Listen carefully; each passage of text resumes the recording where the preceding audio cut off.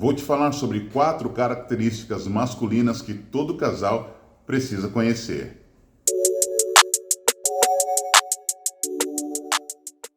Olá, sejam todos muito bem-vindos. Eu sou o Marcos, especialista em educação conjugal, comunicação e desenvolvimento humano. E hoje nós vamos falar sobre 4 características masculinas muito importantes que ambos conheçam para que haja harmonia entre o casal. Porque é verdade que tem muitas características que, ou por um lado ou por outro, seja por motivos sociais, culturais, não importa, é tratado como defeito e não como característica. E a gente precisa parar de demonizar característica, para que a gente respeite o que é o outro e saiba lidar com o que é o outro, saiba respeitar e até desenvolver aquilo que é o outro, ou, se precisa de correção, saber como corrigir e não aniquilar o outro na relação, ok? Então, vamos para a primeira característica masculina. O homem equilibra as suas emoções com abstração, ou seja, o homem ele precisa desopilar, ele precisa espairecer, porque é desse modo que ele administra e que ele coordena as suas emoções. Diferente da mulher, que tem outras formas, inclusive a mais conhecida é a fala, né? O homem não. O homem ele é na abstração. É por isso que ele gosta de jogar bola, ele gosta de assistir um futebol, ele gosta de um videogame, né? Quem é músico, o cara gosta de tocar, ele gosta de fazer coisas que distraiam a mente dele. E aí parece que muitas vezes a mulher fica incomodada porque um negócio está acontecendo, está tenso, está esquisito, ela quer uma posição do cara e tal, e ele precisa abstrair. Se ele não abstrair, ele não consegue gerar foco naquilo, ele não coordena as suas emoções para poder se resolver e resolver aquilo que está em volta, tá? Então, uma das formas mais comuns, tá, que o homem equilibra as suas emoções é através da abstração, tá? Então, deixa o menino brincar, deixa o cara em paz, né? Deixa ele ter tempo consigo, tempo para si, tempo para poder organizar suas emoções e dar foco naquilo que precisa depois, tá ok? O homem equilibra sua masculinidade através de convenções sociais masculinas, tá? Então, um exemplo, o homem, ele gosta, por que você vê que ele gosta muito de futebol, né? Nem é sempre pelo futebol, ele nem precisa entender tanto de futebol, e enfim, mas ele gosta muitas vezes de ir no estádio, porque é uma convenção masculina, é onde estão outros homens fazendo coisas que homens fazem, né? Eles se juntam por um propósito comum. Essas convenções, né, o ajudam a equilibrar e dar manutenção à sua masculinidade. É por isso que eles gostam de bar. Você vê, se fizer um boteco no deserto, vai dar gente lá, vai dar um monte de cara lá, escutando modão sertanejo, tomando a brejinha, jogando sinuca, entendeu? E jogando conversa fora. São convenções masculinas, né? E nós temos várias outras para dar exemplo, mas isso é só para você entender que o homem, ele hidrata, ele dá manutenção e equilibra a sua masculinidade em convenções sociais masculinas. Ele precisa dessas convenções, tá bom? Então, mulher, não fica reprimindo o cara porque ele gosta de futebol, ele gosta de estar com os amigos, ele gosta de um churrasquinho. Não é pela carne, é pela convenção social. Ele precisa estar com outros homens para nutrir a sua masculinidade, ok? Ele precisa desse ambiente. O homem precisa de silêncio e tempo, tá, para resolver um problema. É por isso que, quando num período de crise, é muito comum o cara ficar quieto e as mulheres reclamam que o cara não faz pergunta, o cara não busca ajuda, né? Aliás, nós cuidamos de casais também, é muito comum que as mulheres procurem primeiro a gente para poder buscar acompanhamento, aconselhamento, né? Ela fala, meu marido é mais fechado, meu marido é natural. Deus criou o homem para resolver as coisas sozinho. O homem foi criado no Éden sozinho, tá? Ele tinha que trabalhar sozinho, ele tinha que dar conta dos seus afazeres sozinho. A solitude faz parte da construção masculina do homem. O homem, ele funciona melhor sozinho, tá? E isso, inclusive, funciona como um dispositivo de segurança. Ele não confia em qualquer um. Ele precisa testar a confiança do outro, né, para poder se entregar um pouco mais, para poder entrar um pouco mais na relação. Por quê? Porque atrás de um homem sempre tem outras responsabilidades. Um homem, ele não é um homem se ele não é responsável por pessoas e por coisas. Então, ele, enquanto homem, ele é responsável por aquilo que ele tem, por aquilo que ele guarda.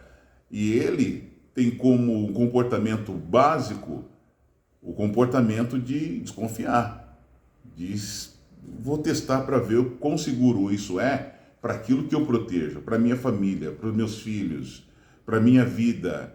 Ele vai sempre questionar, ele sempre vai ficar com o pé atrás, ele vai demorar um pouco mais para se envolver com as coisas. Isso porque ele tem a característica de ser mais silente, de precisar de tempo e de paciência. Ali ele precisa desse silêncio, dessa quietude, para poder se organizar e saber se aquilo que ele está fazendo é correto ou não, tá? É por isso que uma das coisas também muito comuns é de homens errarem miseravelmente quando tem que tomar decisões rápidas, porque o homem não foi feito para tomar decisões rápidas. Ele precisa de silêncio e de tempo para tomar decisões acertadas. Então, num negócio, ele, quanto mais demorar para acontecer na negociação, melhor clareza ele tem. Toda vez que um homem ele faz um negócio rápido, o negócio é ruim. Ele sempre sai perdendo, na maioria das vezes. Por quê? Porque ele não tem tempo de avaliar as questões, né? Ele é muito unifocal, então ele foca numa coisa, depois aparece outra, ele vê a outra, aparece a outra, ele vê a outra. Ele precisa de tempo para ir organizando e reunindo informações. A mulher, ela já é mais sofisticada nas emoções e na capacidade de perceber coisas, né? Então, ela observa várias coisas ao mesmo tempo, ela tem essa atenção multifocal, ela consegue perceber algumas coisas que homens não percebem, né? Então, ele precisa de mais tempo para resolver as coisas e tomar decisões acertadas, decisões seguras. Ele tem que estar seguro de alguma coisa para tomar uma decisão. Algumas vezes demora um pouco mais, outras vezes demora um pouco menos, mas, via de regra, ele precisa de tempo e silêncio para poder resolver situações. E por último, o homem está sempre testando o seu poder de conquista, tá?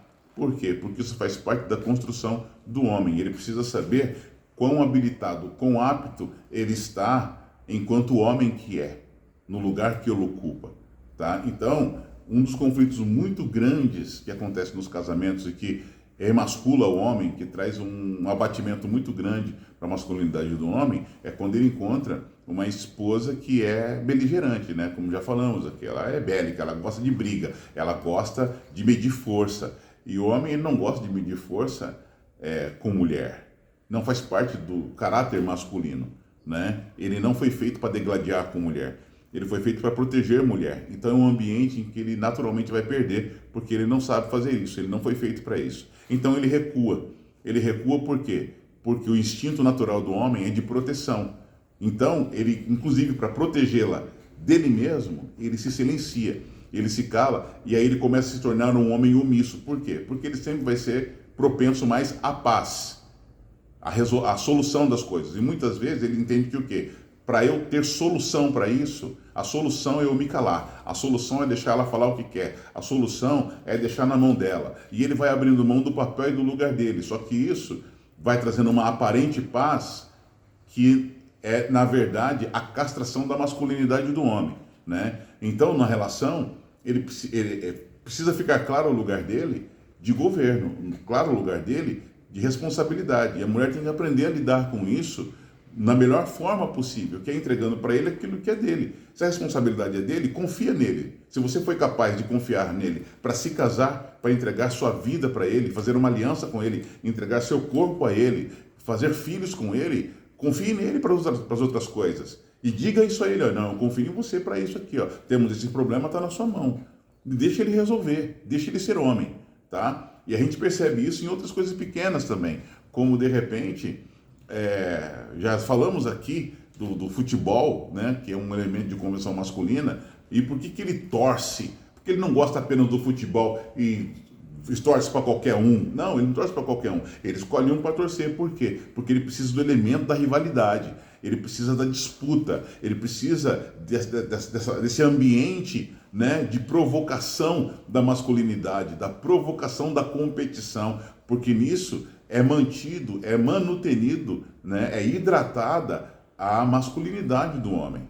Né? Você já viu aquele cara que o sinal está fechado. Os dois carros estão aqui lado a lado. E aí ele acelera para cortar a frente do outro e parar na frente do outro. Mas, pô, o sinal está fechado. Por que acelerou? Que diferença faz? Não vai fazer diferença nenhuma na onde vai chegar, na hora que vai chegar. Por que faz isso? Né? Andando a pé na rua, anda mais rápido que o outro.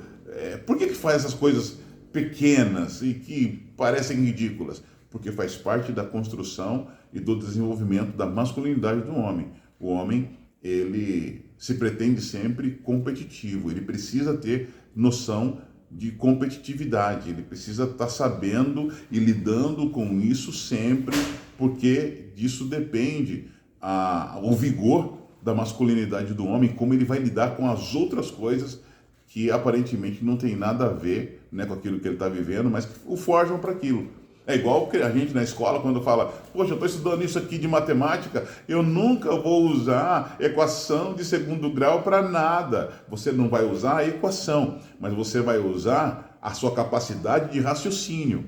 Então você não usa aquele instrumento, mas você usa a sua capacidade de organizar aquela ideia, para organizar outras ideias. É como alguém que faz musculação. A pessoa que faz musculação, ela não faz musculação para andar carregando um peso, um halteres na rua. Ela faz musculação, ela pega aquele peso lá para que ela tenha força e capacidade para pegar outro tipo de peso, para ter outro tipo de resistência, para fazer outras coisas.